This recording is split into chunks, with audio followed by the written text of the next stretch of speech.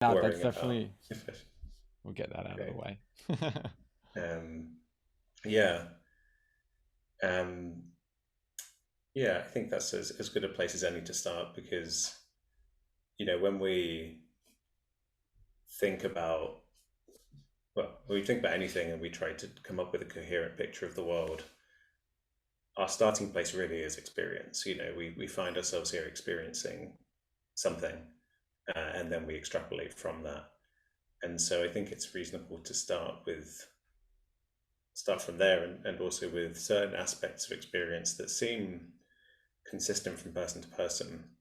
So, it could be that this is all kind of an illusion. You're in the matrix, it's a dream, it's some simulation, whatever, and you're really the only mind.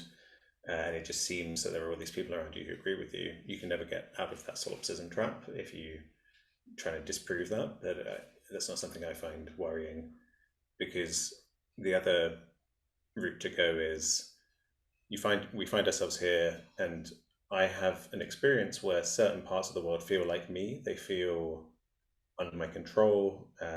We can dig down into what that really means, but other parts don't seem to be under my control. When a bird flies by, that's different to me moving my hand. So there seems to be self and other in some way. And then if you speak to other people, they'll tell you similar things. And this is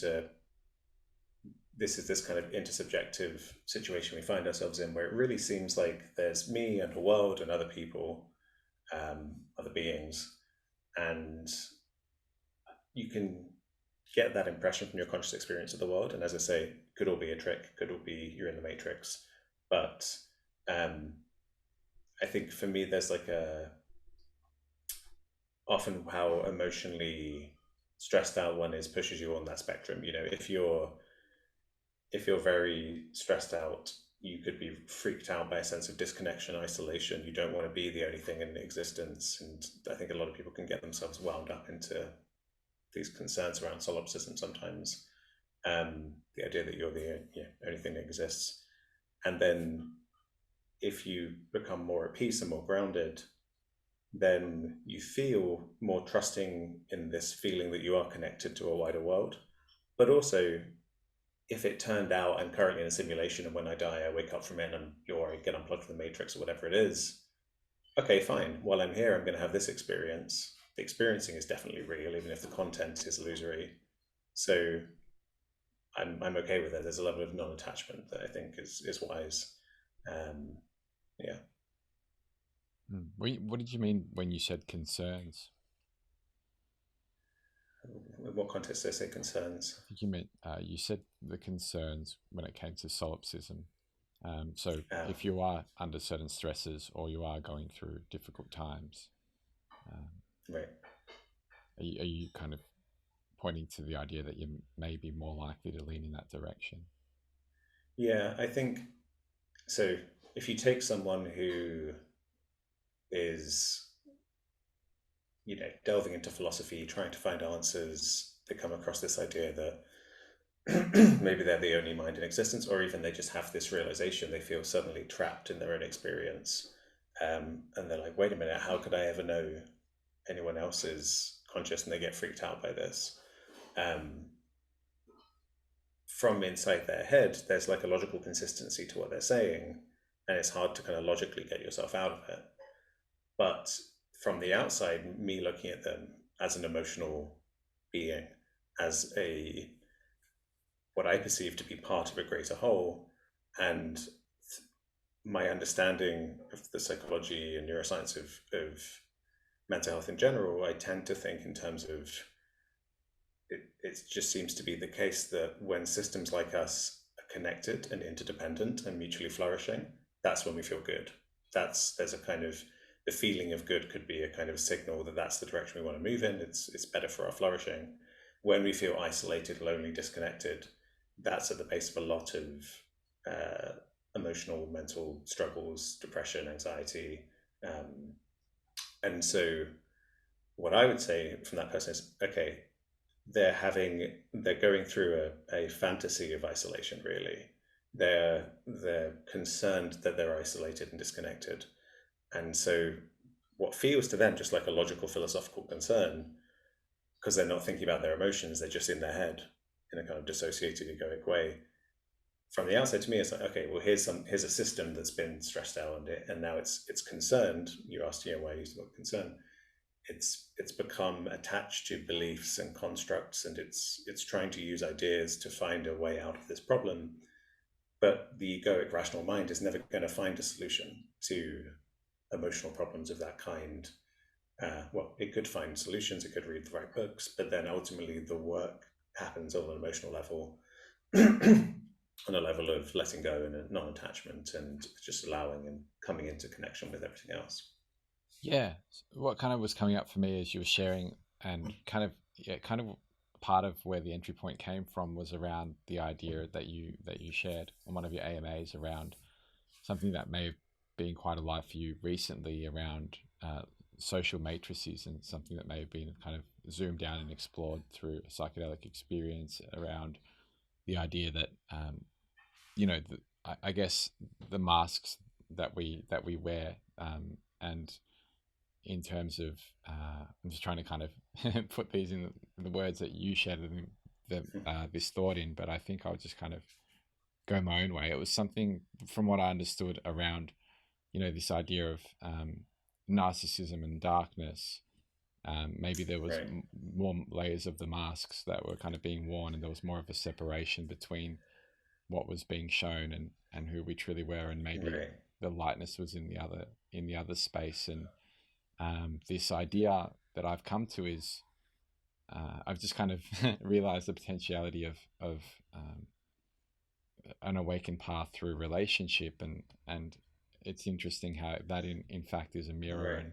and allows us to kind of unpeel some of those layers and Yeah, live more authentically, or more closely to that kind of um, or show more transparently, um, and be who we are on a more transparent level. right. So when you go from, I guess I was talking about the more fundamental layer of initial concerns with how do we even know that other people Yeah. are agents like us, but then yeah, so what you're pointing to is this: when we accept that, when we accept that we're navigating in the world and other people are conscious and they have opinions about us, and that, yeah, there's a, so the entry point to this for me in talking about it on my own in my own work was an experience I've had many times spontaneously. I think I often have it quite reliably with psychedelics, which is this kind of zooming out and a feeling of a kind of poignant viewing of social dynamics from like kind of an overview effect. Feels similar to, like, say in a movie, someone's looking in through a window at a scene in someone's house, and there's like an emotional scene playing out, and there's a sense of kind of poignancy.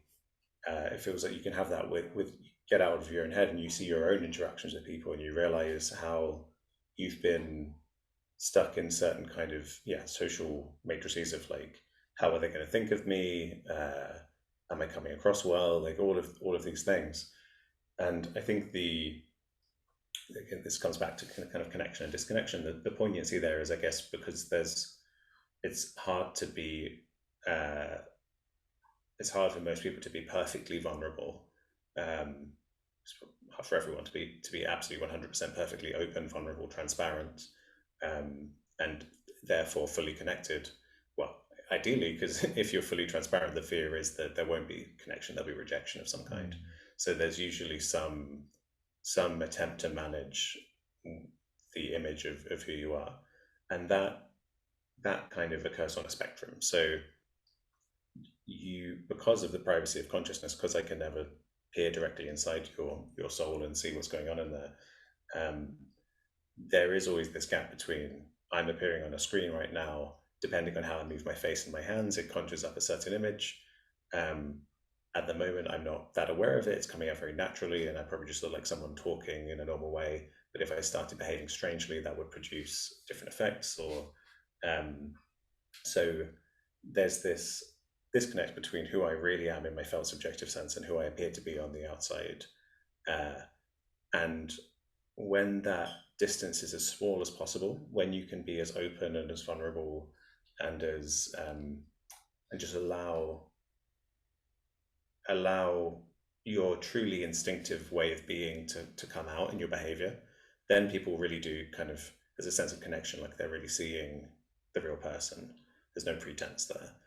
And then there's a spectrum through to kind of narcissism is a good example of it. Something where you've really you're if you think of, I mean, one way of thinking about narcissism is for people who have come to it through trauma, that there's a really wounded, terrified part inside of the person who is just terrified to be vulnerable, and so they put a lot of effort into crafting a very, what they think to be a very kind of appealing, impressive, attractive mask, and so they exploit this discrepancy, the fact that the appearance doesn't have to align with the true person.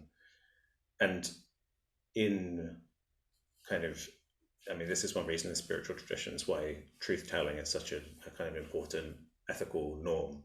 And you can understand truth telling to not just be in terms of like verbal propositional things like, you know, I left your ball by the tree or some information like that, but instead can just be this intuitive way of being, you know, like you're not being deceptive even in your body language. And that just means, again, more allowing, more letting go, more being less self-reflexive, and self-monitoring and being self-concerned. And the way to move there is often through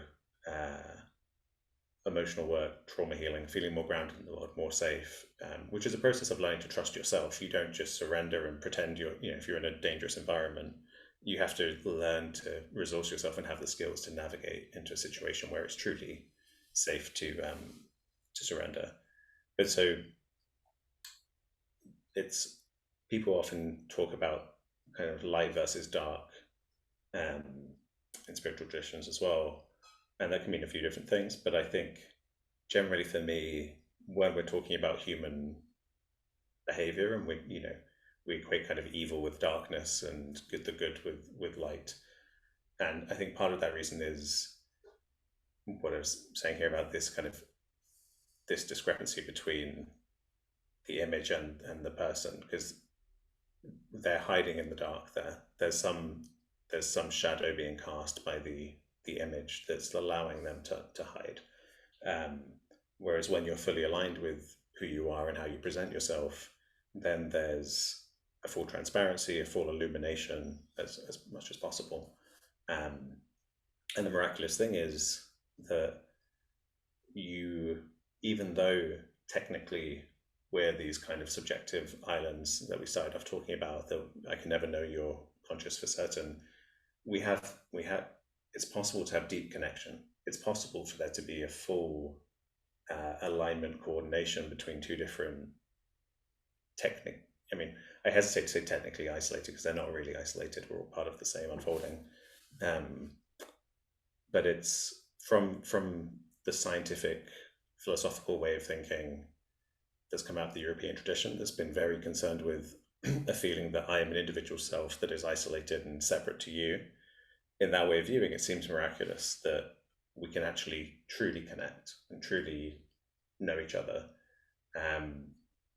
from a view that sees that as kind of an illusion, where actually you're just part of a greater whole, and it's kind of obvious that we should be able to connect, and because we're inherently connected. It seems quite miraculous, and it seems, yeah, it seems like kind of like you mentioned, obvious that kind of pervades no matter what. Yeah, I mean, I guess a couple of different kinds of miraculous. You've got the kind of uh, the miraculous is the kind of the scientist who's like, I don't believe it. How could that? What's the possible mechanism by which my consciousness could interact with yours and truly connect? And so, kind of dismissive way of thinking about it. Or there's the kind of miraculous, which is the kind of awe-inspiring elation you can feel when you're in connection, when you feel, you know, because I guess the way I think about it is the reason we can connect is we're of a kind, we're the same phenomenon, similar phenomena. You know, you've got the universe makes things like us, and it's because we are the same thing same kind of thing. We can recognize each other, and in that, there's this. I mean, fundamentally, what we're talking about is love. We're talking about feelings of deep connection, recognition, and it's as a scientist, it's still slightly baffling to me why why this why this is so fundamental, why this feeling of love and connectedness, um, yeah, is at the bottom of our psychology, and is so robust. And part of me, you could give a dismissive, easy answer of like, well, we're social primates and we evolved for social bonding, and that's useful for our survival, and that could just be that. Um, I say just, it still makes it it's still meaningful and powerful, but it feels to me like it's at a deeper level. It feels like to be a living thing, mutual dependence, kind of interdependence with other things is a fundamental principle that helps you to flourish. And so really to be the universe experiencing itself, to form a little island of order that can then experience the world, as happens with life, that connection is the way you do that, basically. And so in spiritual traditions where people feel like love is the fabric of the universe, or love is the nature of God or something, that's the experientially that's the I have that experience of it, where it's like this doesn't just feel like a social primate thing. This feels like even lizards and things that we don't empathize with, and we use language because we're mammals. We use language like warm and fuzzy to talk about love because we're a warm-blooded, hairy mammalian thing, so we intuitively associate those things. So it's hard for me, intuitively, I look at a crocodile and I don't think of it as having as loving things, but that could just be a human, a kind of mammalian centric way of thinking. And when it's nurturing its, well, I guess it doesn't nurture its young. Maybe it is a mammalian thing. Anyway, this is something I've not come to a firm conclusion on at the moment. Yeah, Yeah, it seems from what you were saying earlier, it's probably not best to come to firm conclusions. it's And true. there's this idea of, uh, yeah, just kind of, it seemed obvious to me, but maybe not so much. Maybe obvious isn't the right word, but this kind of ever pervading nature of love that even shines through the kind of illusion of separateness. It seems like quite a beautiful, um, poetic kind of thought, I guess. Yeah, I mean, even if it's also it's for me, it's a vivid, incredibly powerful experience as well. That's and when I'm saying love, I'm not talking about like some force that physicists need to describe, or something that is like a you know that exists out there. I'm talking about a kind of a dynamic, a way of being that is, so it's quite a complex thing, but it's when something like us is in a mode of openness and connectedness, it feels a certain way. So you've got both the physical thing of opening up, being connected, but then also the subjective dynamics that go along with that. And that package is what I'm calling love, particularly the subjective side of it. But it's embodied, so it can't go along without the physical stuff. Um, and so it could be that love really only exists in primates, sorry, I should say mammals that have evolved to kind of bond with their young and with each other. Uh, and but even if that's the case, because what it is the reason that evolved is because mutual interdependence and mutual flourishing is a good way to survive, a good way to be, a good way to exist, a successful way to exist. So even if it only exists in mammals, what we're getting in touch with is a fundamental principle of at a kind of metaphysical level, at a level of physics and of the way the universe works. It's a holistic, interdependent framework. So even it feels fundamental because I think it is, even if it only exists in us and it doesn't exist, you know, when things feel fundamental, people often have the habit of saying, well, it must be fundamental, then it must be the fabric of the universe. I don't think that's necessarily the case, but I think it's an attribute of the fabric of the universe, you could say, that we're getting in touch with. Um, but again, it's just a mode of being where you open and you're coming into interdependence. And so it's,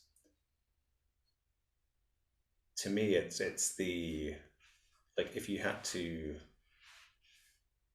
if if you're trying to offer guidance to people in life and you could just use one word as an instruction, love would be the one to me. And you know, the what I mean by that is if you just move in this direction away from separation and into openness, trusting, mutual independence, and you use your feeling states to feel out what feels like love. This could just begin with think of one thing you love, could be something trivial, and then notice how that feels in your body, and then take that feeling, that warm, light, whatever words you want to use to describe it, that feeling, and then shine it on whatever whatever arises in your experience. And then that's the whole project basically. If you just keep expanding what you can love unconditionally, we're talking about unconditional acceptance, and which is why I'm using the word love here. uh, that takes you all the way into kind of full non-dual insight into the unitive nature of the universe, and it the kind of timelessness of consciousness. All of these different insights come out of a true surrender into this openness that I'm calling love here. uh, so it's funny because with this one word, um, the other day I write songs sometimes, and I thought it'd be fun to collaborate with like an AI to see if it'd give me some ideas. And so I was playing around with some AI stuff, and this AI song writing generator. I found one that existed already, and I went for the default settings, and it came up with a terribly written song, but every single line had the word love on it. And that tells you something about human culture. And you know this just from watching movies and listening to songs and going into card shops.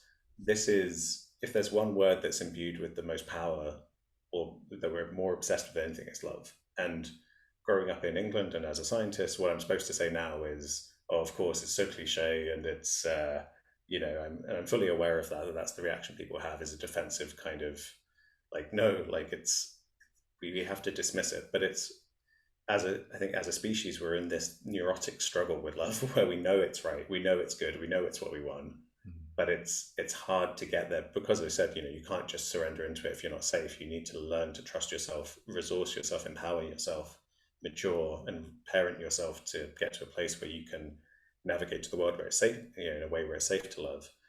Because of that struggle, we have all these cynical kind of reactions around it, and we dismiss it. But it's clear we're not going to just get rid of it. We're obsessed with it. We know it's what we want.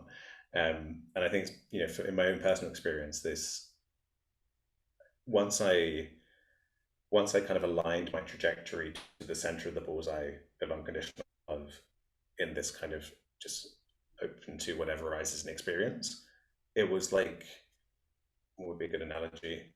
Uh, I feel like I've not seen I'm not that proficient with knowing like sci-fi movies, but imagine if someone's like being beamed into another dimension where all their molecules are like vibrating and they're being kind of teleported or something. It felt like that. It felt like I was in a current of something that was at a kind of at every from the largest to the smallest scale of my embodied experience of the world was opening me up, and I couldn't think of anything more powerful than that experience. And all it was just, and this was sober. This is not psychedelics, although that can help. Um, uh, yeah, it's when I had the experience, I was like, wow, okay, now I know why people are obsessed with this. I know why it's important in spiritual traditions. Um, I'd had a lot of insight into the kind of mental side of spiritual stuff before I had the insight into the love stuff, and the love really completed the picture for me. Yeah, thank you for sharing that. That was quite beautiful, and it's something kind of stayed with me around the kind of this